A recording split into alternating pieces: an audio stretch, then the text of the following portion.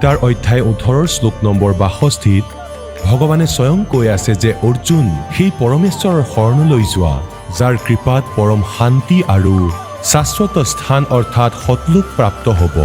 সেই পৰমেশ্বৰ কোন হয়, ক'ত আছে, কেনেকুৱা? জানিবৰ কাৰণে নিশ্চয় শুনক জগতগুৰু তত্ত্বদৰ্শী সন্ত ৰামপাল দেৱ মহাৰাজৰ অমৃত বচন, সৰ্বপবিত্ৰ ধৰ্ম পবিত্ৰ শাস্ত্ৰৰ আধাৰত।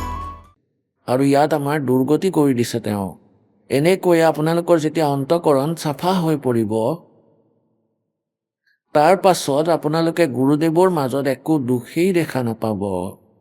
যাৰ মাজত যেনেকুৱা দোষ আছে এনেকুৱাই দোষ সি আনৰ মাজতো দেখা পায়। গতিকে এই ভক্তিৰে, মন্ত্ৰৰে, জ্ঞানেৰে আপোনাৰ অন্তঃকৰণ ইমান পৰিষ্কাৰ হৈ যাব যে আপোনাৰ যিজন গুৰুদেৱ আছে তেওঁৰ প্ৰতি এটা বিশেষ আকৰ্ষণৰ সৃষ্টি হ'ব। সকলোৰে যিসকলৰ সৎ ভক্তি চলি থাকে আৰু সেই কৰ্মই আপোনালোকক সমগ্ৰ সংসাৰৰ পৰা বিপৰীতে আনিব। সেই এনেকুৱা নহয় যে আপোনালোক ঘৰ এৰিয়ে আশ্ৰমলৈ আহি যাব, না, এনেকুৱা নহয়। এতিয়া যেনেকৈ ল'ৰাবোৰে ফিল্ম চাই, যিসকলৰ পৰমাত্মাৰ সৈতে সম্পৰ্ক হোৱা নাই তেওঁলোকৰ কথা কৈছোঁ, আৰু সিহঁতে কোনো হিৰো বা হিৰইনক চিলেক্ট কৰি লয় আৰু কয় এওঁ মোৰ ফেভাৰিট হিৰো হয়, সেই ব্যক্তিয়ে, সেই ল'ৰাই কয়। এতিয়া এওঁৰ লগত তাৰ কোনো লেনদেনেই নাই, কেৱল তেওঁৰ এক্টিং চাই তেওঁৰ প্ৰতি সি আসক্ত হৈ পৰিছে।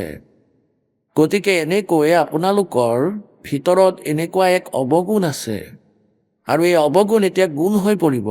ভিতৰত গুৰুদেৱৰ প্ৰতিটো কথাত বিশ্বাস থাকিব লাগিব।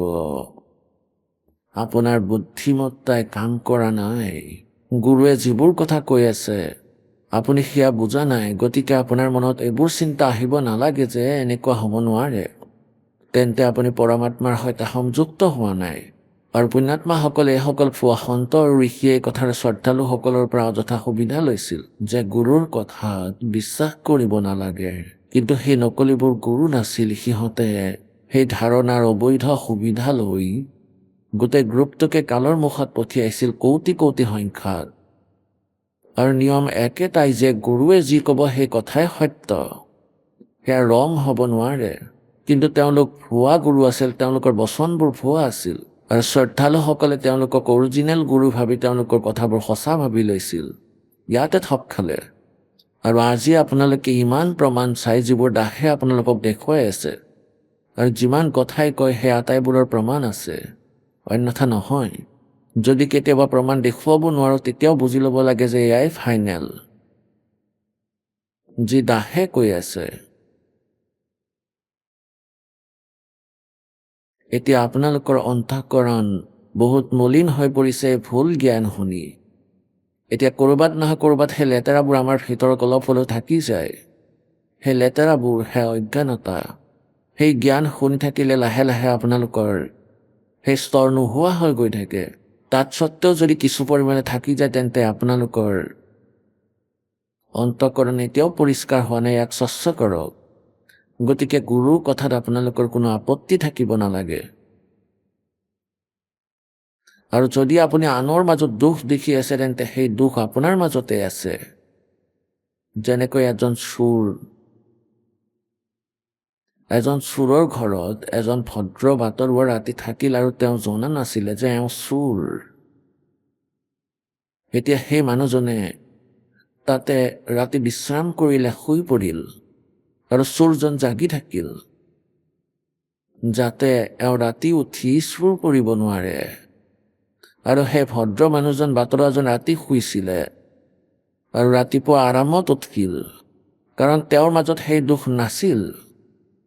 এতিয়া সেই চোৰ গোটেই ৰাতি সাৰে থাকিল, কাৰণ তেওঁৰ সেই দুখ আছিল যে যদি এওঁ চুৰ কৰি নিয়ে।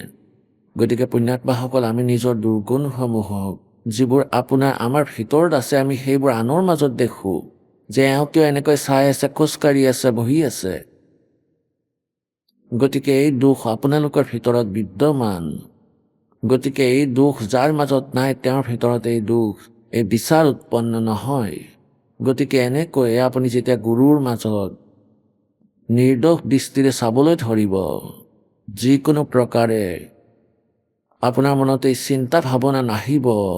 বহুত প্ৰকাৰৰ দুখ আছে যিবোৰ কালে আপোনাক দূৰ কৰিবলৈ প্ৰয়োগ কৰে, গুৰুৰ পৰা দূৰ কৰিবলৈ। গতিকে সেইবোৰৰ পৰা আপুনি বাচিব লাগিব আৰু এজন ভগতৰ দৰে নিজৰে জীৱনক সফল কৰিব লাগিব। গতিকে কোৱাৰ ভাৱাৰ্থ এইটো যে যেতিয়া আপোনাৰ সময় সমাপ্ত হ'ব বা আপোনাৰ ভক্তি সম্পূৰ্ণ হ'ব, সময় আপোনাৰ আয়ুস মালিকে বঢ়াব পাৰে যদি আপোনাৰ আৱেগ সঁচা হয়। এনেতো আপুনি এনেকুৱা এটা দুটা ঘটনা দেখি আছে যে এজন ভগত আছিল, তেওঁৰ মৃত্যু হৈ গ'ল। তেওঁ প্ৰকৃত ভগত নাছিল।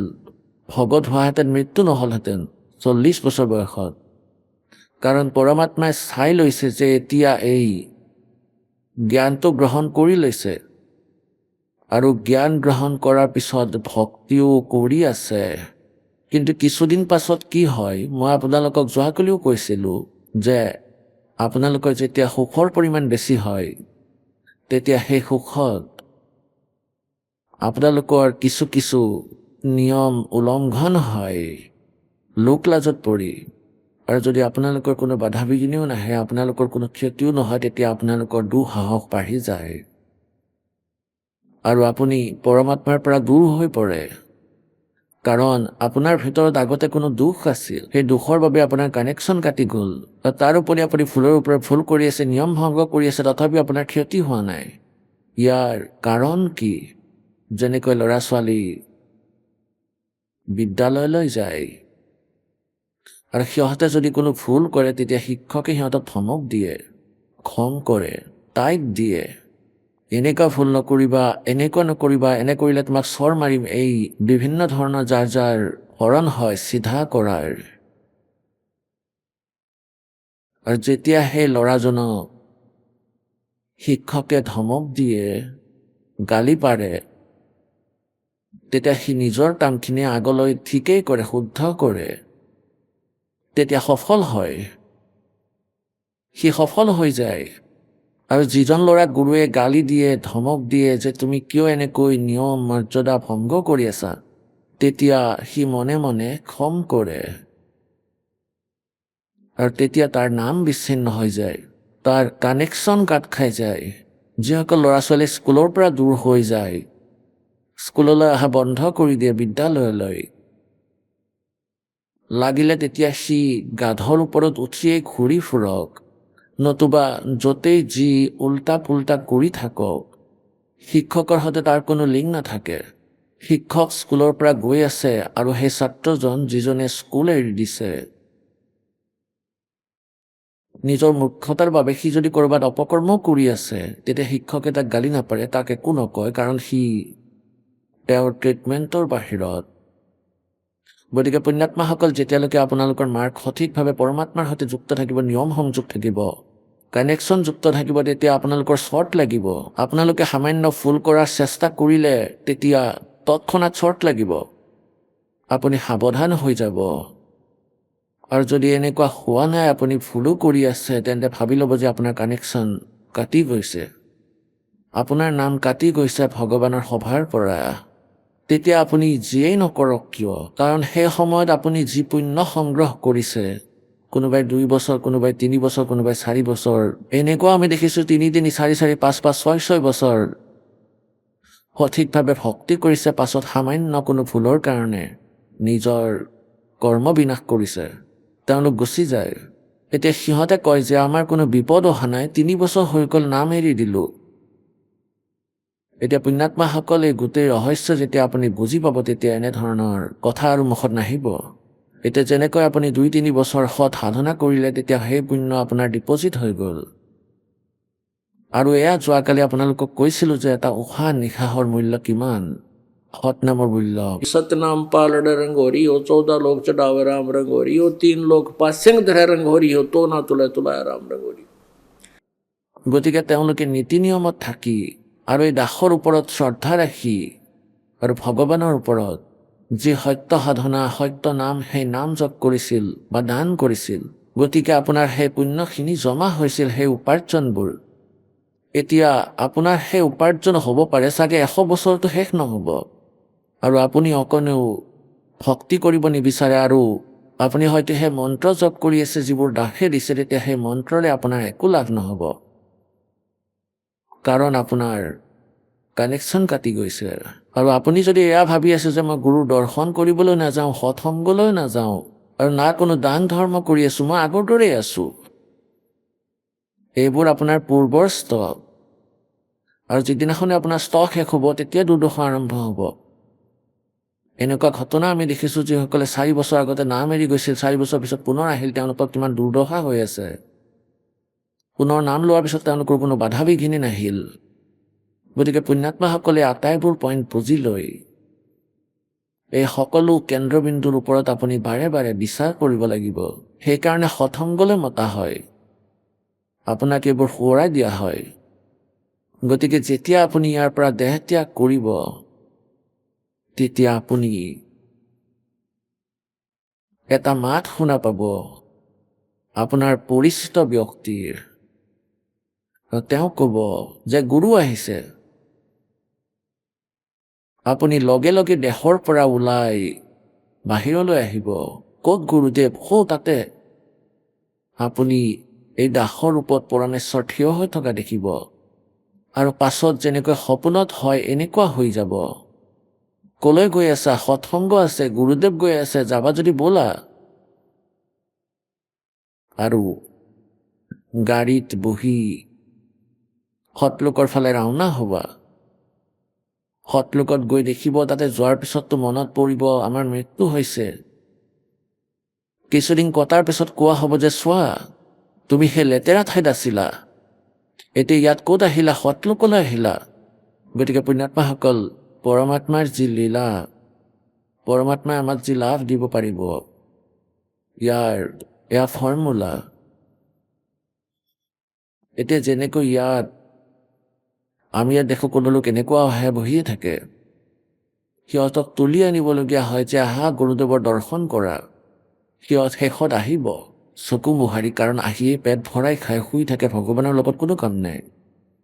গতিকে এনেধৰণৰ ব্যক্তিসকল পাছত ইয়াতে থাকি যাব, সিহঁতক দেখাত ভগতৰ দৰে লাগে, নামো লৈ আছে, আৰু সৎসংগত আহে টাইম পাছ কৰিবলৈ, ইয়াৰ কোনো লাভ নাই। গতিকে কোৱা হৈছে, आए हैं सो जावेंगे राजा रंक फकीरे, एक सिंहासन चढ़ चले एक बंधे जात जंजीरे। এতিয়া মৃত্যুটো আমাৰো হ'ব, তথাপিও আমি নমৰোঁ। আৰু যিসকলে ভক্তি নকৰে সিহঁতে অসংখ্যবাৰ মৰিব, আৰু নাজানো সিহঁতৰ ওপৰত কি কি অত্যাচাৰ কৰা হ'ব। আগলৈ কোৱা হৈছে কি হ'ব। ये दम टूटे पिंडा फूटे लेखा दरगाह माही, उस दरगाह में मार पड़ेगी यम पकड़ेंगे बाही। वादन की मोय डरनी लागे लजार अकनाही, नर नारायण देहे पाक तू फेर 84 जाही। नर नारायण এই যিটো দেহ কোৱা হৈছে, পৰমাত্মাই আমাক তেওঁৰ দৰে ৰূপ দিছে, और ये नर नारायण देही पाके। আৰু এই নৰনাৰায়ণৰ দেহ পাই পৰমাত্মাৰ দৰে শৰীৰ প্ৰাপ্ত কৰিও তুমি 84 লাখ যোনিত গৈ আছা। ধিক্কাৰ জনাইছে তোমাৰ জীৱনক। जा सतगुरु की मैं बलिहारी जो जामन मरण मिटाही। এতিয়া ইয়াত এটা বিশেষ পইণ্ট দিয়া হৈছে যে আপুনি ভক্তিও কৰি আছে, আৰু কোনোবাই কয় আমি গুৰুৰো শৰণ লৈছোঁ। अब कहते हैं जा सतगुरु पर मैं बलिहारी। যিয়ে জন্ম মৃত্যু ৰোগৰ ঔষধ ৰাখে, যাৰ ওচৰত জন্ম মৃত্যুৰ এই সমস্যা সমাধান হয়। जा सतगुरु की मैं बलिहारी जो जामन मरण मिटाही। আৰু তাৰপিছত কি কোৱা হৈছে, যেতিয়া তোমাৰ মৃত্যু হ'ব তাৰপিছত কি হ'ব? कुल परिवार तेरा सकल कबीला मसलत एक ठराही। অৰ্থাৎ বংশৰ মানুহে হাবিত লৈ গৈ তো দিন না ঠোক জ্বলায়, कुल परिवार तेरा सकल कबीला मसलत एक ठराही बांध पिंजड़ी आगे धर लिया मरहट को ले जाही अग्नि लगा दिया जब लंबा फूक दिया उस ठाही তেতিয়া বংশৰ লোকসকল একত্ৰিত হ'ব, পৰিয়ালৰ ওচৰ পাজৰৰ আৰু নিজৰ বংশৰ সকলো ব্যক্তি। আৰু মৃত্যু হোৱা মাত্ৰে ক'ব, উঠোৱা উঠোৱা ব'লা, আৰু শ্মশানত লৈ গৈ জ্বলাই দিয়ে। এতিয়া নিজ হাতেৰে অন্তিম সংস্কাৰ সম্পন্ন কৰে আৰু জীৱাত্মা গুচি যায় নিজৰ কৰ্মৰ আধাৰত য'ত তেওঁ যাবলগীয়া হয়। ইয়াৰ পিছত কি ড্ৰামাবাজি আৰম্ভ হয়, এতিয়া কোৱা হৈছে, पुराण उठा फिर पंडित आए पीछे गरुड़ पढ़ाई नर से तीतू पसुआ की जय फिर गद्दा बैल बनाई ये 56 भोग कहाँ मन बोरे की ते कुरली चरने जाई। এতিয়া কি কৰে, বিশেষকৈ এই চহৰীয়া লোকসকলে অথবা ব্ৰাহ্মণ ব্যক্তি অথবা অন্য কিছু লোকে কি কি কৰিছিল আমি আমাৰ পৰিয়াল বা অথবা বংশত কোনো দেখা নাই গৰুৰ পাঠ কৰা, কিন্তু কিছু কিছু লোকে অৱশ্যেই কৰিছিল আৰু আগতে বেছিকৈ কৰিছিল চাগে। গতিকে কি কৰিছিল, মৌতাজন মৰি গ'ল, পাছত পণ্ডিত যিজন তেওঁলোকৰ বংশৰ গুৰু তেওঁ আহে, সেই কুল গুৰু আহে আৰু 7 দিন ধৰি গৰুৰ পুৰাণ পাঠ কৰে। গৰুৰ পুৰাণত বহুত বেছি গম্ভীৰ জ্ঞান দিয়া আছে, যেনে যি ব্যক্তিয়ে এনেকুৱা কৰ্ম কৰে তেওঁৰ লগত এনেকুৱাই হয়, যিয়ে এনেকুৱা কৰ্ম কৰে তেওঁৰ হাত কটা যায়, যিয়ে এনেকুৱা কৰ্ম কৰে তেওঁ অন্ধ হয়, যিয়ে এনেকুৱা পাপ কৰে তেওঁৰ পুত্ৰ ঢুকায়, আৰু যিয়ে এনেকুৱা কাম কৰে তেওঁৰ পিছত গৈ নৰকত কষ্ট ভুগিবলগীয়া হয়। যেতিয়া দেহ ত্যাগ কৰি যায় যিজন ভক্তিহীন প্ৰাণী, পাছত সিহঁতক এনেধৰণৰ কষ্ট কৰিবলগীয়া হয়। গতিকে পৰমাত্মাই কৈছে যে মৃত্যুৰ পাছত তুমি গৰুৰ পুৰাণ পঢ়োৱা তেওঁৰ উপলক্ষে। সেই গৰুৰ পুৰাণটো তেওঁক আগতেই পঢ়াব লাগিছিল জীৱিত কালত, যাতে তেওঁ এই কথাবোৰ আগতেই বুজি পায় আৰু বেয়া কৰ্মৰ পৰা বাচে, পাপ নকৰে, শুভ কৰ্ম কৰে, দৃঢ় হৈ চলে। আৰু এতিয়া তেওঁ গুচি গৈছে গোটেই কৰ্ম বিনাশ কৰি। এতিয়া তোমালোকে গৰুৰ পুৰাণ পাঠ কৰাই আছা, সি এতিয়া গাধ হৈ ক'ৰবাত বোজা টানিবলৈ আৰম্ভ কৰিব। তেওঁ গুচি গৈছে আৰু এতিয়া গৰুৰ পুৰাণ পাঠ কৰাইছা, কি বুলি কৈছে, अग्नि लगा दिया जद लंबा फूक दिया उस ठाही प्राण उठा फिर पंडित आए पीछे गरुड़ पढ़ाई नर से तीतू पसुआ की जय गद्दा बैल बनाई ये 56 भोग कहाँ मन बोरे है कि कुरड़ी चरने जाई। পুণ্যাত্মাসকল, এয়াই কথা যে আপোনালোকে ইমান জ্ঞান শুনে আৰু কিছু সময় পাছত আকৌ আগৰ দৰে হৈ পৰে স্বভাৱ। এয়া আপোনাৰ দুখ নহয়, এয়া কালে কৰা এই ঠাইৰ ব্যৱস্থা। যেনেকৈ যিমানেই গভীৰ পানী হওক আৰু স্বচ্ছ পানী হওক তাৰ ওপৰতো চামনি পৰি যায়। যেতিয়া চামনি লৰাও তেতিয়া স্বচ্ছ পানী প্ৰাপ্ত কৰোঁ, লৰোৱা বন্ধ কৰিলেই পানীখিনি আকৌ ঢাক খাই যায়। এনেদৰে এতিয়া এই সৎসংগৰ মাধ্যমত আপোনাৰ ওপৰত এই 3 গুণৰ যি প্ৰকোপ আছে সেইবোৰ লৰচৰ কৰি আঁতৰোৱা হয়। আৰু যিখন জলাশয় বেছি গভীৰ হয় তাত চামনি কম হয়, আৰু য'ত গভীৰতা কম হৈ যায় তাত তলৰ পৰা আৰম্ভ কৰি ওপৰলৈকে এক হৈ যায়। তাৰ ওপৰত কোনো প্ৰভাৱ নপৰে এই বচনৰ। গতিকে ইয়াৰ সমাধান কি, ইয়াৰ বাবে আকৌ তাত পানীৰ পৰিমাণ বেছি হ'ব লাগিব। সেই পানী কেনেকৈ অধিক হ'ব, ইয়াত তাৰ প্ৰক্ৰিয়া কোৱা হৈছে যে ইয়াত বৰষুণৰ দৰে বৰষি আছে পৰমাত্মাৰ বাণী, এই নিজৰা বয় ইয়াত। যি অত্যাধিক সৎসংগ শুনিব তেওঁৰ ভিতৰত সেই পানী বাঢ়ি গৈ থাকিব। পাছত তেওঁলোকৰ অৱস্থাও কিছুদিনৰ পিছত তেনেকুৱাই হ'ব, পানী অধিক হ'ব, অৰ্থাৎ ভক্তি কৰ্ম অধিক হ'ব, শুভ কৰ্ম বাঢ়ি যাব। গতিকে তেতিয়া এই সৎসংগৰ বচনৰ প্ৰভাৱ বেছি সময়লৈকে থাকিব। গতিকে আপুনি এই জ্ঞান শুনি আছে, এতিয়াতো আপোনালোকৰ হৃদয়ত এক আন্তৰিকতা আহি গৈছে, কাৰণ আপোনালোক পুণ্য আত্মা। কিন্তু যাৰ সংস্কাৰ এতিয়ালৈকে কম, শুভ কৰ্ম ইমান বেছি হোৱা নাই, তেওঁৰ সৎসংগত অহাৰ 10 মিনিট পাছত সেই বিচাৰ, সেই ভাৱনা ইয়াত অহাৰ পাছতো থাকে। তুমি কিয় মোৰ বহা ঠাই গছকিছা? ইয়াত কিয় বহিছা? বালকক সেইফালে লৈ যোৱা। এই লেতেৰা আকৌ ভিতৰত উক দিব। আৰু কিছুদিনৰ পিছত আপোনালোকৰ ভিতৰত ইমান ভদ্ৰতা আহিব। এই বিষয়বোৰ পাহৰি গৈ আপুনি নিজৰ চিন্তাতে ব্যাকুল হৈ পৰিব। আৰু যেতিয়া মানুহৰ ভগৱানৰ প্ৰতি ভয় থাকিব, তেতিয়া তেওঁ এই অনৰ্থক কামবোৰ নকৰে। মোৰ পাতিত কিয় বহিছা? কিনো হ'ল? ভৰিহে ৰাখিছে, তেওঁতো ভগতেই হয়। গতিকে আমি এই ধৰণৰ নিশ্চিন্তা ভাৱনাই কৰোঁ। কিন্তু ইয়ালৈ আহিলে, সৎসংগ শুনিলে, ভক্তি বাঢ়ি গ'লে, জ্ঞানৰ মাত্ৰা অত্যাধিক হ'লে আৰু ভক্তিৰ উপাৰ্জন বেছি হ'লে এইবোৰ ভাৱনা নিজে নিজে আঁতৰি যাব। আন কোনো উপায় নাই। ইয়াত আহিলে এইবোৰ কথাই আপোনাক সঁহাৰি যোগাব। এয়া পৰমাত্মাৰ বাণী। গতিকে ইয়াত কি বুলি কোৱা হৈছে? আপোনাৰ হৃদয়ত এনেকুৱা চিন্তা থাকিব লাগিব, যেনেকৈ মানুহৰ মনত টেনশ্যন হয় যে কি হ'ব হে ভগৱান, এনেকুৱা অত্যাচাৰ হ'ব।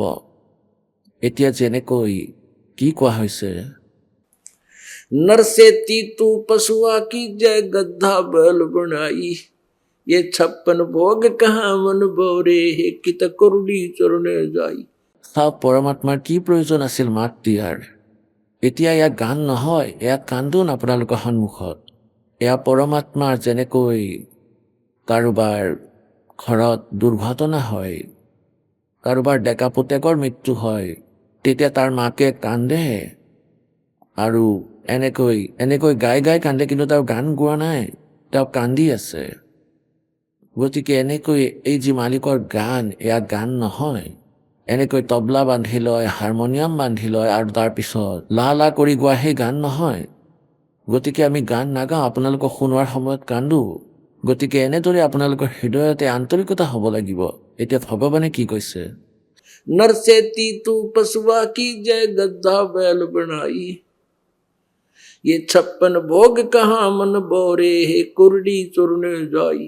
ओहो, আজি আমি মানৱ জীৱনত আছোঁ, কিমান ধুনীয়া আহাৰ খাওঁ, কিমান পবিত্ৰ পদাৰ্থ খাওঁ, ঘি, গাখীৰ, আপেল, সুমথিৰা, কাজু, কিচমিচ, লাড্ডু, জিলাপি, বৰফি, বালুচাহী আৰু ভাল ৰুটি, ঘেঁহুৰ বনাই খাওঁ। আৰু ভাল বস্ত্ৰ আছে, গৰম ঠাণ্ডাৰ পৰা ৰক্ষা পোৱাৰ ব্যৱস্থাও আপোনালোকে কৰি ৰাখিছে। আৰু এই সামান্য কাম অবিহনে কিমান কৰ্ম বিনাশ হ'ব। পৰমাত্মাৰ ভক্তি, এই দান ধৰ্ম নকৰিলে পাছত কি হ'ব? যে নেৰচেতি মানুহৰ পৰা তুমি পশু হ'বা। ঐ গন্ধা বয়াল বনাই গাধ আৰু গৰুৰ জীৱন আপুনি চাওক। কাৰণ এই দাসৰ জন্ম কৃষক পৰিয়ালত হোৱাৰ বাবে ইয়াৰ সৈতে ভালদৰে পৰিচিত। আমি জন্তুৰে আৰু বিশেষকৈ গৰুৰে ৰাতিপুৱাৰ পৰা সন্ধিয়ালৈকে খেতিত হাল বোৱা হৈছিল। এতিয়া খেতি কৃষকে গৰু লৈ যায় আৰু গৰুবোৰৰ খেতিত 1 ঘণ্টা কাম কৰাৰ পিছতেই ভোক লাগি যায় আৰু পিয়াহ লাগে সিহঁতৰ। কিন্তু গৰম দিনত 6 বজাতে হালত লগোৱা হৈছিল খেতিয়কে, আৰু 1 বজাত সিহঁতক পানী খুওৱা হৈছিল। 1 বজাত অৰ্থাৎ 6 ঘণ্টা 5 ঘণ্টা পাছত পানী খাবলৈ দিয়া হৈছিল, যে খাই লৈ যিমান খাবলৈ আছে। তাৰপিছত সিহঁতক ঘাঁহ দিয়া হয়। এতিয়া যিমান খোৱা, সিহঁতে পানী খাই, ঘাঁহ খাই, আকৌ সন্ধিয়া 7 বজাত সিহঁতক পানী দিয়া হয় আৰু সন্ধিয়া ঘৰত অহাৰ পিছত ঘাঁহ দিয়া হয়, আহাৰ পায়। এতিয়া সিহঁতৰ চকুত পানী, চকুৰ পৰা চকুলো পৰে, ভোকত পিয়াহত, কিন্তু ক'ব নোৱাৰে। আৰু সময়ৰ আগত সিহঁতক পানী দিয়া নহয়, নাকি লগাই, হাতত ৰছী, কৃষকৰ হাতত লাখুটি খেলি মেলি কৰিলে লাঠিৰে কোবায়। গতিকে এনেকুৱা দুৰ্গতি আমি কিয় কৰিলোঁ? সৎ সাধনা নকৰি। যদি আমি ভক্তিও কৰি আছোঁ আৰু শাস্ত্ৰবিধি ত্যাগ কৰি মনৰ মতে সাধনা কৰি আছোঁ, তেন্তে সেয়া ব্যৰ্থ। পুণ্যাত্মাসকল আত্মা কঁপি উঠে এইবোৰ কথা শুনি। এটা গাধৰ পিঠিত পজাবা প্ৰয়োগ কৰিছিলে কুমাৰসকলে। পজাবা আৰু এটা হাত্তা লগাইছিলে ইটাৰ কুমাৰসকলে, ইয়াক পাজাবা বোলে।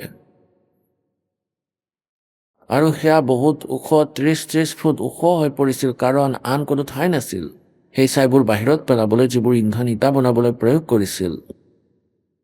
ইয়াৰ ওপৰতে বনাই গৈছিল, গতিকে সেয়া বহু ওখ হৈছিল। আৰু গাধক তলৰ পৰা কেঁচা ইটা বস্তাত সুমুৱাই পঠোৱা হৈছিল, গাধৰ পিঠিত বস্তা বান্ধি, কঁকালত।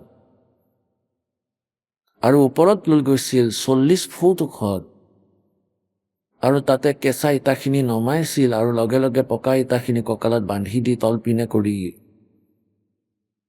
কঁকালত লাখতিৰে মাৰিছিল পিছফালৰ পৰা। এতিয়া কঁকালত প্ৰচণ্ড আঘাত। এতিয়া পুণ্যাত্মাসকল, আপোনালোকৰ শৰীৰত সামান্য আঁচোৰ লাগিলে, হাতত অথবা শৰীৰৰ যিকোনো অংগত, তাতে কাপোৰৰ টুকুৰাও লগাব নোৱাৰি। কাপোৰ লাগিলেও ইমান বিষায়, চকুৰ পৰা পানী পৰে। আৰু আজি সিহঁতে মানৱ জীৱনৰ পৰা গাধৰ জীৱন লাভ কৰিছে, সেই প্ৰাণী ভক্তিহীন। এতিয়া কঁকালত ঘাঁ লৈ আৰু তাৰ ওপৰত ইটাৰে ভৰ্তি বস্তা তুলি দিছে। সি যেতিয়া যায়, ইটাবোৰ লৰচৰ হয়, এনেদৰে ঘঁহনি খায় সেই ঘাঁৰ ওপৰত। আৰু সেই গাধৰ চকুত পানী আহে। নগলে কুমাৰে ভৰিত কোবাই লাঠিৰে। আৰু গোটেই দিনটো তাক ঘাঁহ খাবলৈ দিয়া নহয়। সন্ধিয়া কাম শেষ হোৱাৰ পাছত, সম্পূৰ্ণ কাম শেষ হোৱাৰ পিছত তাক হাবিলৈ পঠিয়াই দিয়ে। এতিয়া পুণ্যাত্মাসকল, আজি আপোনালোকে এই কথা বিশ্বাস নকৰিব। আপোনালোকৰ এয়া বিশ্বাস হোৱা নাই যে আমাৰো দুৰ্গতি এনেকুৱাই হ'ব, কাৰণ আজি আমি নিজৰ মতে কাম কৰিছোঁ, আচৰণ কৰিছোঁ। ঠিক আছে, আজি আমাৰ ওপৰত এই কালৰ 3 গুণৰে প্ৰভাৱ আছে। আমি নিচাত আছোঁ। আৰু যিজন নিচাত আসক্ত থাকে, তাক যিমানেই যি নোকোৱা কিয় যে তোমাৰ ঘৰত চুৰি হৈছে, তোমাৰ ল'ৰাৰ এক্সিডেণ্ট হৈ গৈছে, সি ক'ব আচ্ছা ঠিক আছে, হৈ গ'ল। ইয়াৰ বাহিৰে আৰু আগলৈ নুসুধে যে এয়া কেনেকৈ হ'ল, মৰি গ'ল নে জীয়াই আছে, তাৰ সেই জ্ঞান নাই। तो परमात्मा कहते हैं, कबीर ये माया अटपटी सब गट आन अड़ी, और किस किस न समझाऊं, या कुआ बांग पड़ी। সকলোকে একেধৰণৰে 3টা ইনজেকশ্যন দিছে, কিন্তু পৰমাত্মাৰ কৃপাৰে এই সৎসংগৰ বচনৰ জৰিয়তে আপোনাৰ ওপৰৰ পৰাই এওঁলোকৰ প্ৰভাৱ আঁতৰি যাব, প্ৰভাৱ নিষ্ক্ৰিয় হ'ব। আৰু আপোনালোকৰ এই বচন শুনাৰ পিছত কিছু ঘণ্টালৈকেতো মনত অস্থিৰতা হ'ব।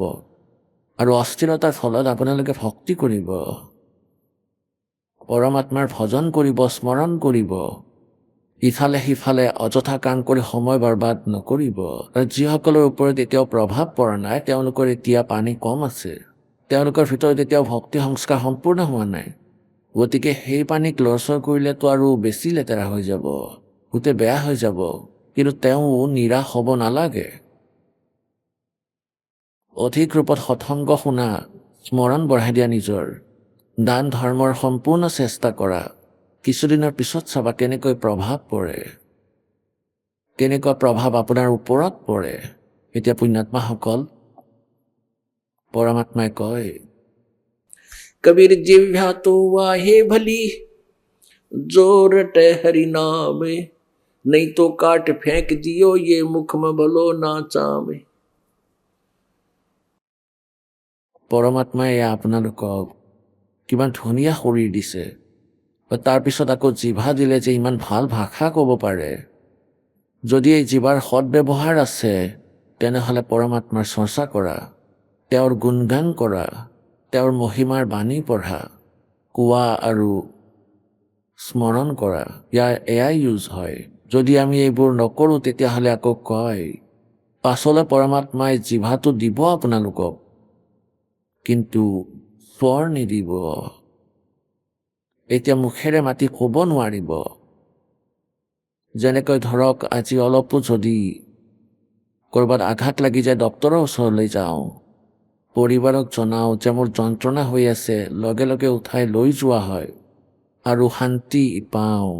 আকৌ আমি পশু হৈ যাম,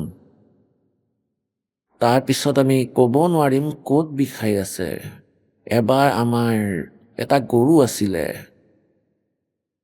আৰু যিসকল ভাল হালোৱা আছিলে, কৃষক যিসকল, তেওঁলোকে সময়ৰ আগত উঠি গৰুবিলাকক লৈ গৈছিল। পথাৰত গৈ তেওঁলোকৰ সূৰ্য উদয় হৈছিল, নিজৰ ঠিক ঠিকনাত গৈ। এনেকৈয়ে ৰাতিপুৱা কৃষকে গৰু লৈ গ'ল। তাৰ পথত ক'ৰবাত কিবা এটা গজাল ভৰিত সোমাই গ'ল পিছ ঠেঙত, আৰু সেয়া এন্ধাৰত নেদেখিলে গজালৰ মূৰ আছিলে। গজালটো ইমান দীঘল হৈ আছিল, ইয়াৰ ওপৰত টুপিহে কটা আছিলে, আৰু কোনো অকৰ্মণ্যই সেয়া ৰিজেক্ট হোৱাৰ বাবে গলিত পেলাই থৈ দিছিল, আৰু সেয়া গৰুৰ ভৰিত একেবাৰে সোমাই গ'ল।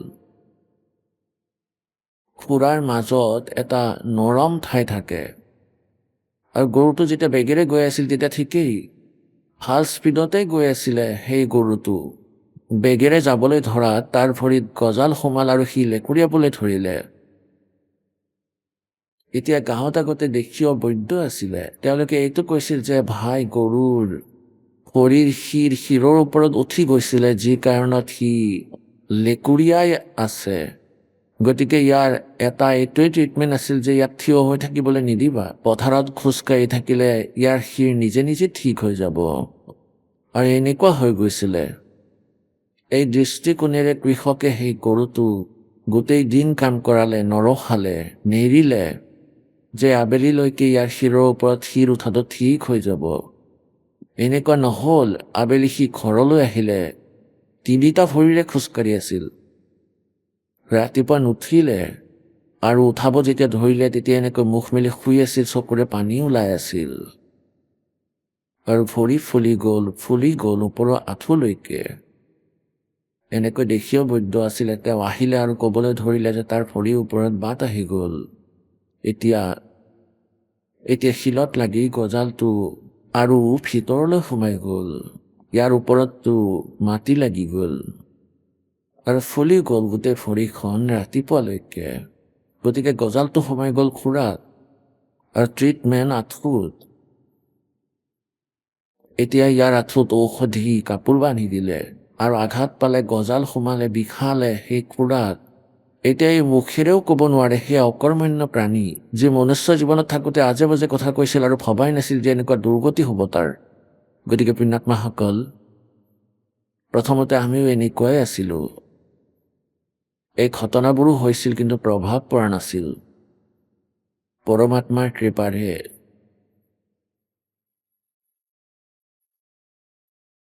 এতিয়া এইবোৰ হৃদয়ত লাগে, এই কথাবিলাক।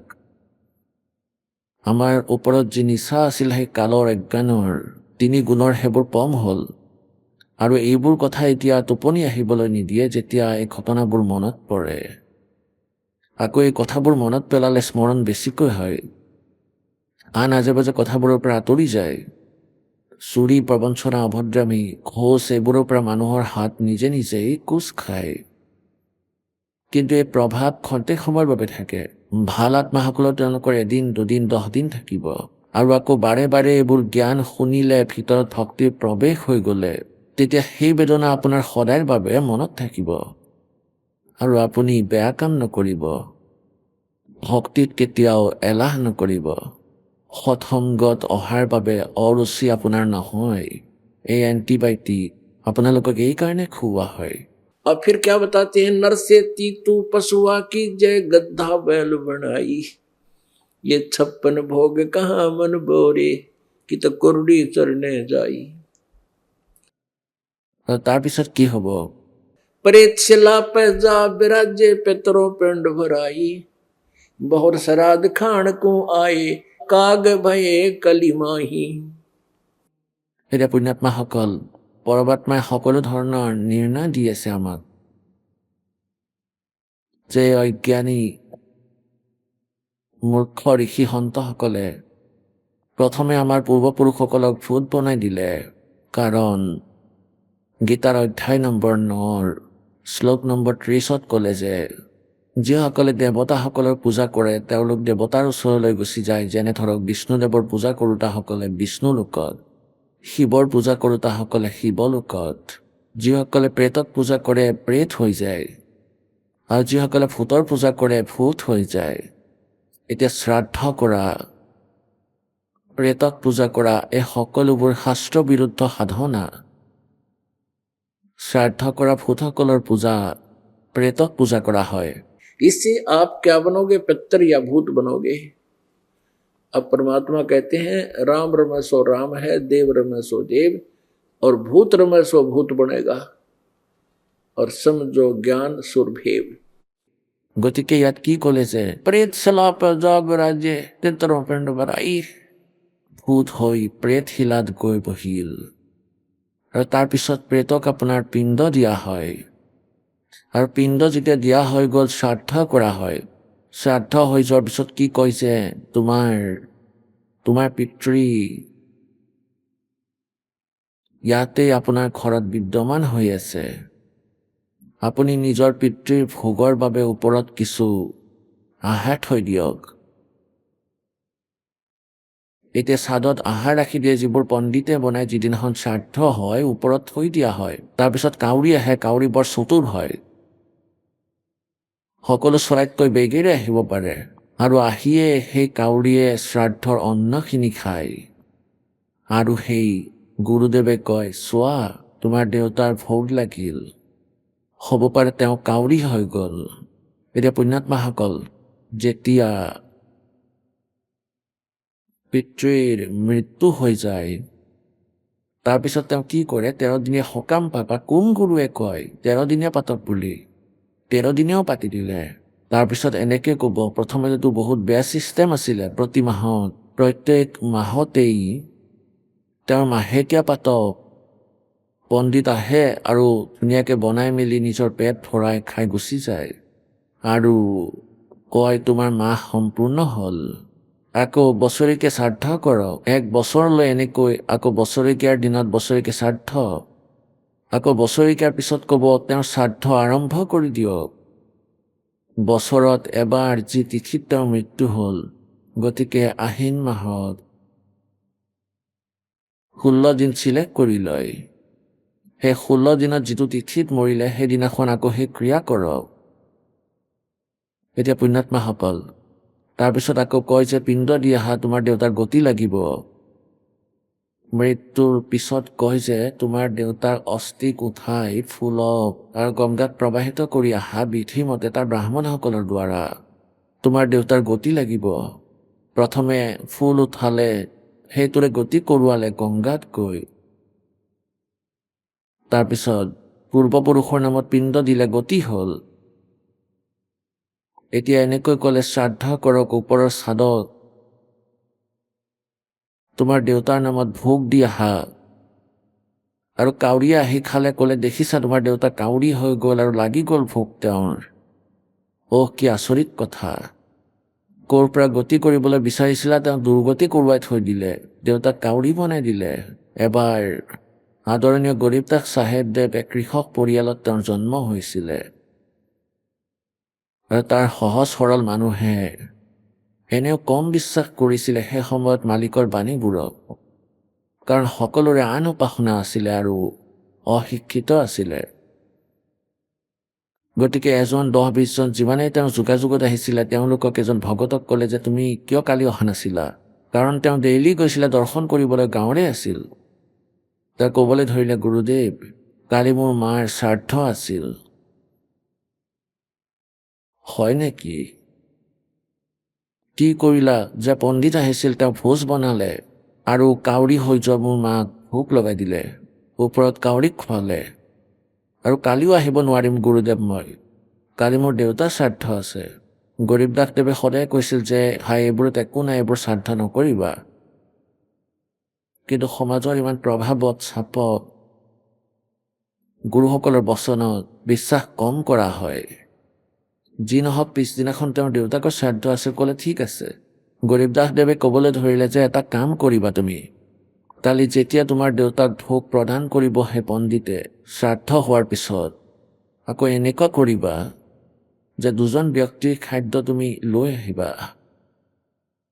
ক'লে হ'ব। তেওঁ ভাবিলে যে হয়তো গুৰুদেৱেও খাব আৰু ভগাইও দিব প্ৰসাদ ৰূপে।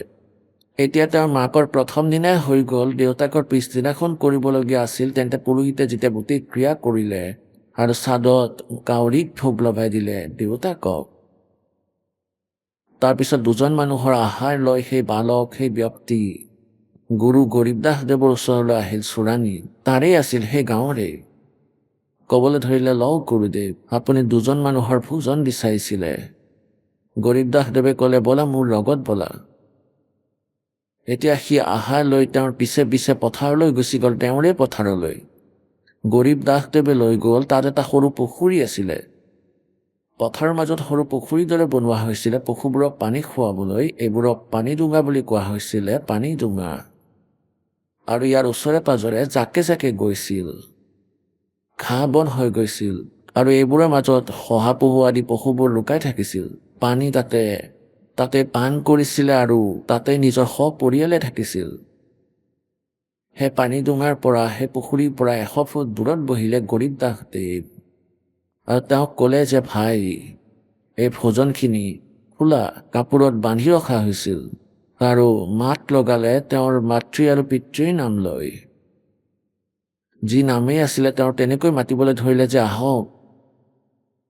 যেনেকৈ পিতৃৰ নাম জন্দু আৰু মাতৃৰ নাম ভাতেৰী, যে জন্দু আৰু ভাতেৰী আহক, তোমাৰ পুত্ৰই আহাৰ আনিছে, আহা খাই লোৱা। এটা শিয়াল আৰু শিয়ালী, সেই দুয়োটা দৌৰি আহিল আৰু তাতে থিয় হ'ল। এতিয়া গৰীবদাসদেৱে ক'লে, পুত্ৰ, এওঁ তোমাৰ মা আৰু এওঁ তোমাৰ দেউতা, এওঁলোকক আহাৰ খুওৱা। সি আহাৰ থৈ দিলে, সিহঁতে 1 মিনিটতে খাই পেলালে। সেইবোৰ লীলা আছিলে মালিকৰ।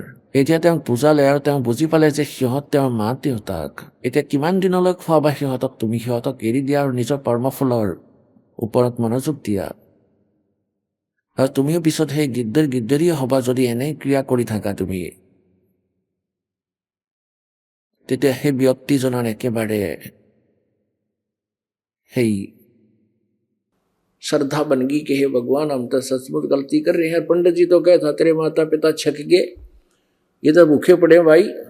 अब क्या बताते हैं, रे भोली सी दुनिया, सतगुरु बिन कैसे सरिया। रे भोली सी दुनिया, सतगुरु बिन कैसे सरिया। अपने लला के बाल उतरवावे, देख के चीना लग जइया। अपने लला के बाल उतरवावे, देख के चीना लग जइया। एक बकरी का बच्चा लेके उसका गला कटैया। रे भोली सी दुनिया, सतगुरु बिन कैसे सरिया। रे भोली सी दुनिया, सतगुरु बिन कैसे सरिया। এতিয়া আগতেতো বহুত বেয়া অৱস্থা আছিলে, এতিয়া ইমান কৰিবলৈ ধৰিলে যে যেনেকৈ গুৰগাঁৱৰ ৱালীত গৈছিলে চুলি কটাবলৈ, নৱজাত শিশু, ল'ৰা হওক বা ছোৱালী, তাতে গৈছিলে। আগতে প্ৰথম চলি তাতে গৈ নিবেদন কৰি আহিছিল দুৰ্গা মাক, সেই গুৰগাঁৱৰ মাতৃ। আৰু তাতে বৃদ্ধসকলে নিজৰ পুত্ৰ বোৱাৰীসকলক লৈ গৈছিলে, লগত সৰু নাতি। তাতে গৈ কৈছিলে, নাপিতসকলেও আছিলে তাত চুলি কাটিবৰ বাবে। আৰু নাপিতক কৈছিলে, লোৱা নাপিত, চুলি কাটি দিয়া, মাত দান দিন। এতিয়া সেই কেঁচিখনেৰে কচকৈ কাটিব ধৰিলে। আগৰ দিনত কেঁচিবোৰ ইমান দীঘল দীঘল আছিলে। এতিয়া বুঢ়ীজনীয়ে ক'লে, হে নাপিত, চাবা মোৰ নাতিৰ কেঁচা মূৰ হয়, কেঁচি যাতে লাগি নাযায়, সাৱধানে, ভালদৰে সাৱধানে কৰা। एक बकरी का बच्चा लेके उसका गला कटैया। रे भोली सी दुनिया, सतगुरु बिन कैसे सरिया। रे भोली सी दुनिया, सतगुरु बिन कैसे सरिया। এতিয়া আগতেতো বহুত বেয়া অৱস্থা আছিলে, এতিয়া ইমান কৰিবলৈ ধৰিলে যে যেনেকৈ গুৰগাঁৱৰ মাতাৰ মন্দিৰত গৈছিলে চুলি কটাবলৈ, নৱজাত শিশু, ল'ৰা হওক বা ছোৱালী, তাতে গৈছিলে।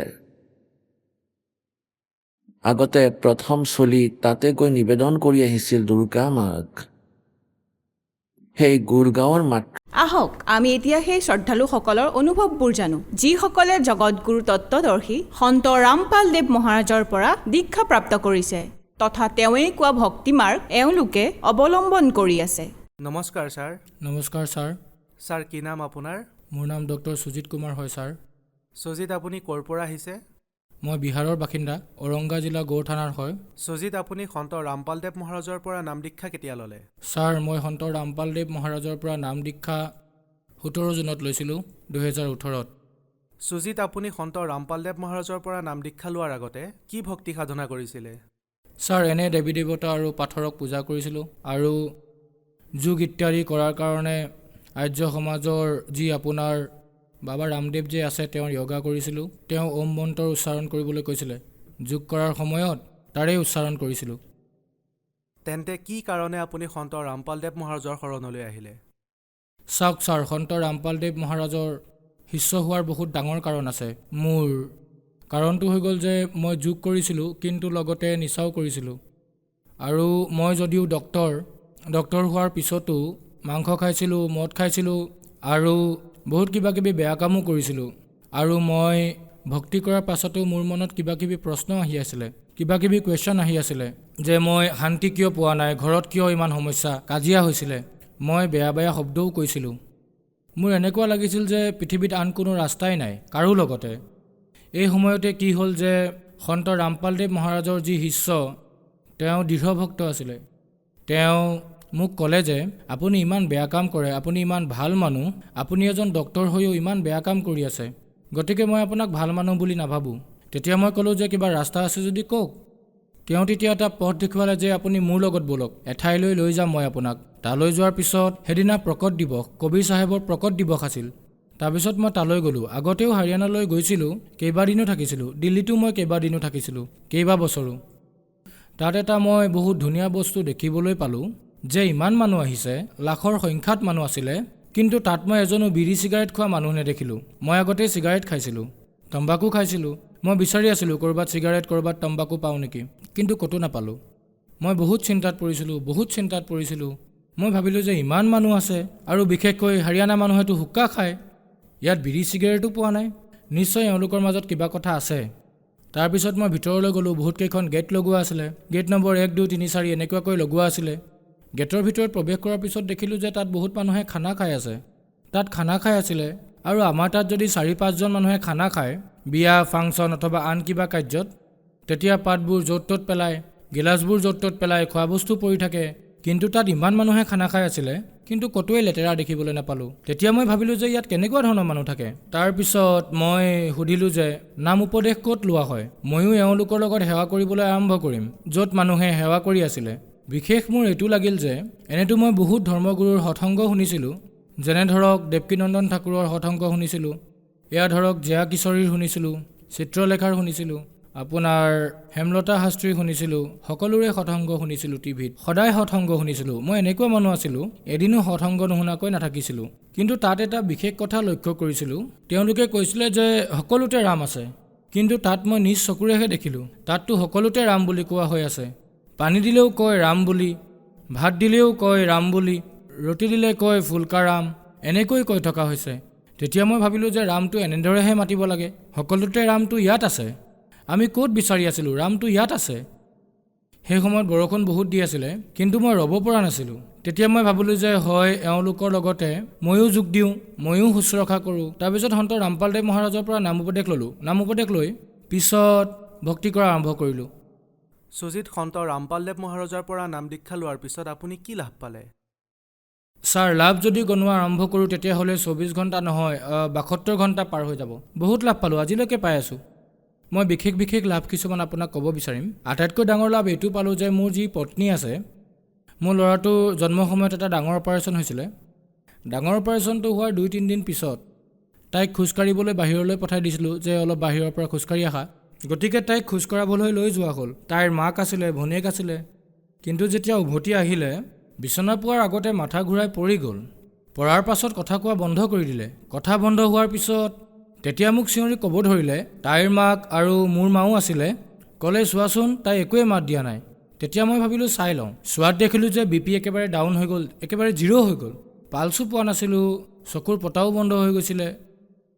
মই বহুত ভয় খাবলৈ ধৰিলোঁ। তেতিয়া মোৰ চাৰ্কেলৰ যি ডক্টৰ আছিলে, মোৰ ছিনিয়ৰ ডক্টৰ, সকলোকে ফোন কৰিলোঁ। সকলোৱে এজন এজনকৈ আহিব ধৰিলে। সেই ডক্তৰ আহি মোৰ পত্নীৰ নখ চাইছিলে আৰু এনেদৰে চাই আৰু বাহিৰলৈ যোৱা গেটেৰে ওলাই গৈছিলে। যেতিয়া এনেদৰে ওলাই যাব ধৰিলে মোৰ সন্দেহ হৈছিলে যে এওঁলোকে মোক একো কিয় ক'ব খোজা নাই, যে মই কি কৰিব লাগিব, অক্সিজেনে দিব লাগিব নে কি কৰিব লাগিবনো। ইনজেকশ্যন ঔষধৰো একো পৰামৰ্শ দিয়া নাই। আৰু আন ডক্তৰক যেতিয়া মাতিছোঁ তেওঁলোকে আচলতে বাহিৰত গৈহে কথা পাতি আছিলে। ঠিক আছে, তেওঁলোকৰ চেহেৰাৰ পৰা তেওঁলোকৰ এক্টিভিটিৰ পৰা এইটো ভাৱ হৈছিলে যে তাই আৰু নাই। ছাৰ মই কান্দিব ধৰিছিলোঁ। কান্দি কান্দি মই ভাবিলোঁ যে তাই আৰু নাবাচিব। এম্বুলেঞ্চক যেতিয়া ফোন কৰিলোঁ মোৰ ক্লিনিকলৈ এম্বুলেঞ্চ আহি থিয় হ'ল। এম্বুলেঞ্চ অহাৰ পাছত এজন ডাক্তৰে ক'লে যে তাইক সোনকালে ভিতৰত বহোৱা। ইমানতে যেতিয়া মায়ে গৈ তাইক চালে তেওঁৰো বিশ্বাস হ'ল যে আৰু নাই। তেতিয়া মায়ে ক'লে যে পুত্ৰ এবাৰ গুৰুদেৱক মনত পেলোৱা। তেতিয়া মই সন্ত ৰামপাল দেৱক মনত পেলালোঁ, গুৰুদেৱক মনত পেলালোঁ, যাৰ পৰা নাম উপদেশ লৈছিলোঁ।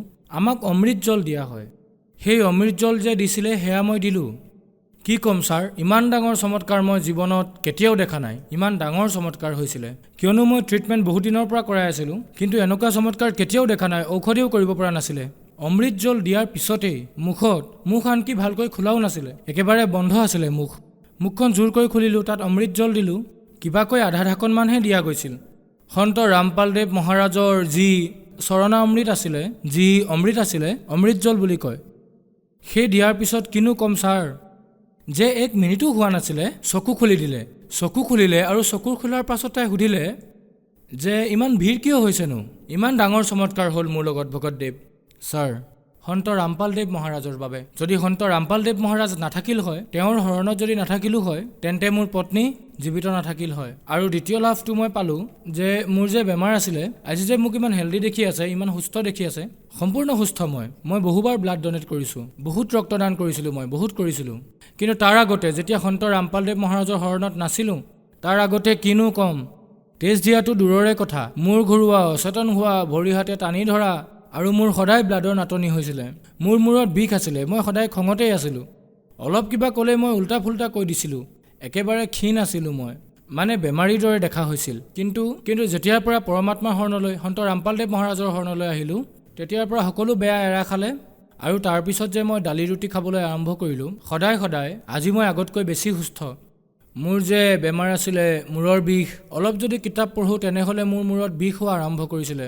ইয়াৰ চিকিৎসাৰ বাবে মই দিল্লীৰ ৰাম মনোহৰ লোহিয়া হস্পিটেললৈ গৈছিলোঁ। তাতে মোৰ এজন পেহা আছে ডক্তৰ, তেওঁ ক'লে যে তুমি ইয়ালৈ আহা। গতিকে মই তালৈ গ'লোঁ। তাত 1.5 ঘণ্টা 2 ঘণ্টা মোক হিষ্ট্ৰী সুধিলে, কি কৰিছিলোঁ, কি কৰা নাছিলোঁ, কি খাইছিলোঁ। ইমানখিনি কৰাৰ পাছত মোক মাত্ৰ 2টা ঔষধে দিছিলে। যেতিয়া 2টাহে ঔষধ দিলে মোৰ এনেকুৱা লাগিল যে ইমানখিনি হিষ্ট্ৰী সুধিলে মাত্ৰ 2টাহে ঔষধ দিলে, সৰু ঔষধ দিলে। মোৰ বিশ্বাস হোৱা নাছিল যে এইটোৰে ঠিক হ'ব, আৰু সঁচাকৈ ভাল নহ'ল। কিন্তু পৰমাত্মাৰ শৰণলৈ যেতিয়াই আহিলোঁ, সন্ত ৰামপালদেৱ মহাৰাজৰ শৰণলৈ, সেই বেমাৰ অট'মেটিক বিনা ঔষধেৰে ঠিক হৈ গ'ল। আৰু তৃতীয় লাভ এইটো হ'ল যে মোৰ এজন যি সন্তান আছে, যিটো ডাঙৰ অপাৰেশ্যনৰ বাবে জন্ম হৈছিল মোৰ পত্নীৰ, গতিকে মোৰ ল'ৰাটোৰ প্ৰায় 1.5 বছৰ বয়স হৈছিলে। সি খোজকাঢ়িব পৰা নাছিল। তাৰপিছত ডক্টৰে কৈছিলে, তেতিয়া গয়াত ডক্টৰ সন্দীপ কুমাৰৰ তাত দেখাইছিলোঁ যে তাক প্লাষ্টাৰ কৰাব লাগিব, তাৰ ভৰিখন অকণমান টেৰা আছিলে। আৰু এজন ডক্টৰক দেখুৱালোঁ, নিউৰলজিকেল ডক্টৰ আছিলে। তেতিয়া তেওঁ ক'লে যে ইয়াৰ ব্ৰেইনত ক'ৰবাত হীৰা চেপা খাই আছে, ফলিক এচিডৰ নাটনিৰ বাবে ইয়াৰ ৰাইট যি ব্ৰেইন আছে তাত অসুবিধা হৈছে। সি খোজকাঢ়িব পাৰিব, কিন্তু বহুত দিন লাগিব, কিন্তু সম্পূৰ্ণ খোজকাঢ়িব নোৱাৰিব। গতিকে এনেকৈ তাৰপিছত মই কি কৰিলোঁ, কিছুমান আয়ুৰ্বেদিক ঔষধ ল'লোঁ ইফাল সিফালৰ পৰা, নিজৰ মতে ঔষধ দিলোঁ তাক, ঠিক আছে। কিন্তু সি সম্পূৰ্ণ ভাল পোৱা নাছিলে, সি খোজকাঢ়িব পৰা নাছিলে। সেইবাবে তাৰপিছত মই পৰমাত্মাৰ ওচৰত প্ৰাৰ্থনা জনালোঁ। পৰমাত্মাক প্ৰাৰ্থনা সন্ত ৰামপালদেৱ মহাৰাজক জনোৱাৰ পিছত কি হ'ল, কিছুদিনৰ পিছত কি দেখিলোঁ যে মোৰ ল'ৰাটো থিয় হ'ব ধৰিলে, আৰু সি ভৰিত ভৰ দিব ধৰিলে। সি এতিয়া জঁপিয়াই ফুৰিব পাৰে। মোৰ লগত আহিছে আজি সি ভগতদেৱ। আৰু তৃতীয় লাভ কি হ'ল যে সি যেতিয়া খোজকাঢ়িবলৈ আৰম্ভ কৰিলে, এদিন আমি খানা খাই আছিলোঁ, মোৰ পত্নীয়ে খানা দি আছিলে মোক। তেতিয়া কাষতে এটা কাঁচৰ গিলাচ ৰখা আছিলে, ডাঙৰ কাঁচৰ গিলাচ আছিল। মোৰ ল'ৰাটোৱে খোজকাঢ়ি গৈ আৰু সেই কাঁচৰ গিলাচটোত পৰিল। তেতিয়া কি হ'ল, সেই কাঁচৰ গিলাচটো ভাঙি গ'ল, একেবাৰে ভাঙি গ'ল। ভঙাৰ পিছত তাৰ পৰা 3টামান জোঙা কোণ ওলাই আছিল কাঁচৰ গিলাচটোৰ। প্ৰথমবাৰ যেতিয়া পৰিছিলে তেতিয়া ভাঙি গৈছিলে, যেতিয়া আকৌ এবাৰ পৰিলে তেতিয়া সি কাঁচৰ গিলাচটোতে পৰিলে। সেয়া দেখি মই ভাবিলোঁ যে ইয়াকতো চিলাবও নোৱাৰিম, ইমান ডাঙৰকৈ আঘাত পাইছিলে সি, এনেকুৱা লাগিলে মোৰ। আৰু যি মোৰ পত্নী আছে তাই উচপ খাই উঠিল, তাই যেন বেহুচ হৈ যাব এনেকুৱা লাগিছিলে। তেতিয়া মই মালিকক প্ৰাৰ্থনা জনালোঁ, সন্ত ৰামপালদেৱ মহাৰাজক প্ৰাৰ্থনা জনালোঁ যে হে পৰমাত্মা, আমাৰ কি ভুল হৈ গ'ল, এই সৰু সন্তানটোৱে কি ভুল কৰিলে, ইয়াৰ এনেকুৱা কিয় হ'ল। এতিয়া ইয়াক কলৈ লৈ যাম এনেকুৱা বিচাৰ আহিলে মোৰ মনলৈ আৰু বিচাৰ কৰাৰ পিছত তাক এনেকৈ ধৰি যেতিয়া মই তাক বাহিৰলৈ লৈ গ'লোঁ কি যে কম ইমান ডাঙৰ চমৎকাৰ হ'ল তেতিয়া যে সি হাতখন দিয়াৰ পিছত যেতিয়া হাতখন আঁতৰাই আনিলোঁ কেৱল অকণমানহে দুখ পাইছিলে অকণমান চিন এটাহে আছিলে মানে কটাও নাছিলে এনেকুৱা চমৎকাৰ হ'ল আৰু মই ভাবিছিলোঁ যে ইয়াক চিলাই দিব লাগিব কলৈ লৈ যাম মই ভয় খাই গৈছিলোঁ মই নিজেই ডক্তৰ তথাপিও মই ভয় খাইছিলোঁ কিন্তু চাওক পৰমাত্মা লীলা সন্ত ৰামপালদেৱ মহাৰাজৰ একোৱেই নহ'ল ল'ৰাটোৰ আজি ল'ৰাটোৰ এটা চিনো নাই আগতে যেতিয়া সন্ত ৰামপালদেৱ মহাৰাজৰ শৰণত নাছিলোঁ তাৰ আগতে আমাৰ আৰ্থিক স্থিতি বহুত বেয়া আছিলে আমাৰ স্থিতি ইমানেই বেয়া আছিলে যে আমি থাকিবলৈ খাবলৈও চিন্তা কৰিব লগা হৈছিলে ভাল ভাল বস্তু খাবৰ কাৰণে আমি চিন্তা কৰিব লগা হৈছিলে মোৰ আৰ্থিক স্থিতি ইমান ভাল নাছিলে মোৰ দেউতাও আছে তেওঁ নিচা ইত্যাদি কৰিছিলে তেওঁ পিছত পৰমাত্মা সন্ত ৰামপালদেৱ মহাৰাজৰ শৰণলৈ আহিলে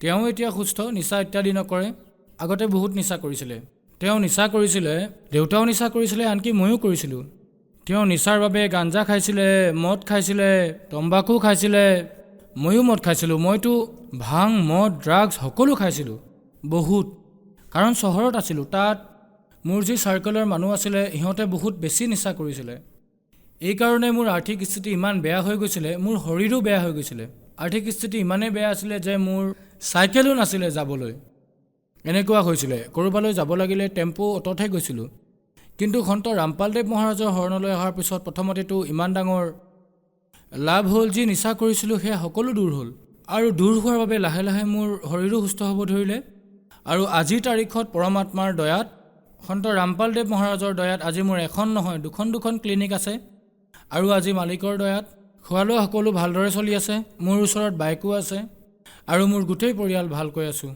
আগতে বহুত কাজিয়া আছিলে কাৰণ অভাৱ আছিলে দৰিদ্ৰতাৰ কাৰণে বহুত কাজিয়া হৈছিলে কেতিয়াবা উৎসৱ পাৰ্বণত কাপোৰ কিনিব পৰা নাছিলোঁ এনেকুৱা বেয়া অৱস্থা আছিল মোৰ কিন্তু মালিকৰ দয়াত সন্ত ৰামপালদেৱ মহাৰাজৰ শৰণলৈ যেতিয়াৰ পৰা আহিলোঁ তেতিয়াৰ পৰা সকলো ঠিক হ'ল আৰু আগতে ধাৰো বহুত লৈ থৈছিলোঁ সেয়াও অট'মেটিক লাহে লাহে কমি আজি প্ৰায় শেষেই হৈছে নায়েই আৰু আগতে বহুত সমস্যা আছিলে ধাৰ লোৱা মানুহেও অশান্তি দিছিলে কিন্তু বৰ্তমান কোনেও অশান্তি নিদিয়ে আৰু অট'মেটিক সকলো ঠিক হ'ব ধৰিছে মই নিজেও নাজানো ইমানবিলাক ধাৰ মই ক'ৰ পৰা মাৰিব পাৰিলোঁ সুজিত আপুনি এজন ডক্তৰ যি বেমাৰক মেডিকেল চায়েন্সে এনেকৈ কৈ দিয়ে যে এয়া ঠিক নহ'ব কিন্তু সন্ত ৰামপালদেৱ মহাৰাজৰ শৰণলৈ যোৱাৰ পিছত সেই বেমাৰ ভাল হৈ যায় গতিকে এয়া কেনেকৈ সম্ভৱ হৈ আছে চাওক ছাৰ সন্ত ৰামপালদেৱ মহাৰাজ সমগ্ৰ পৃথিৱীত গোটেই ভাৰতত নহয় গোটেই পৃথিৱীত এনেকুৱা এজন সন্ত হয় যিয়ে শাস্ত্ৰৰ বিধিমতে সাধনাৰ কথা কয় আৰু শাস্ত্ৰৰ বিধিৰ মতে সাধনা কোৱাৰ বাবে লাভ হোৱাটো নিশ্চিতই সেইবাবে মোৰো লাভ হ'ল আৰু সকলোৰে লাভ হ'ব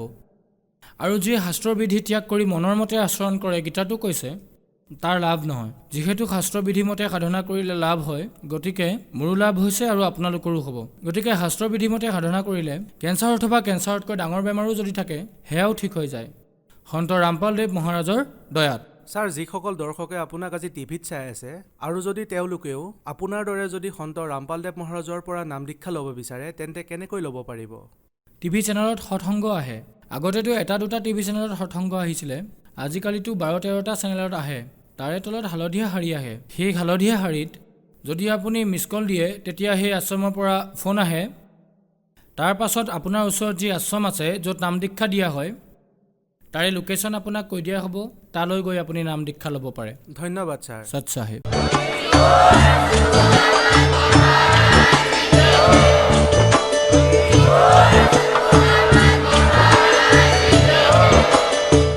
আপুনি শুনি আছিলে জগতগুৰু তত্ত্বদৰ্শী সন্ত ৰামপালদেৱ মহাৰাজৰ মংগল প্ৰবচন অধিক জানিবৰ বাবে ভিজিট কৰক আমাৰ ৱেবছাইট www.jagatgururampalji.org সন্ত ৰামপালদেৱ মহাৰাজৰ শুভ আশীৰ্বাদত সমগ্ৰ বিশ্বতে 500তকৈও অধিক নাম দীক্ষা কেন্দ্ৰ আছে য'ত সন্ত ৰামপালদেৱ মহাৰাজৰ দ্বাৰা বিনামূলীয়া নাম দীক্ষা দি থকা হৈছে আপোনাৰ নিকটৱৰ্তী নাম দীক্ষা কেন্দ্ৰৰ ঠিকনা জানিবলৈ সম্পৰ্ক কৰক 8222880541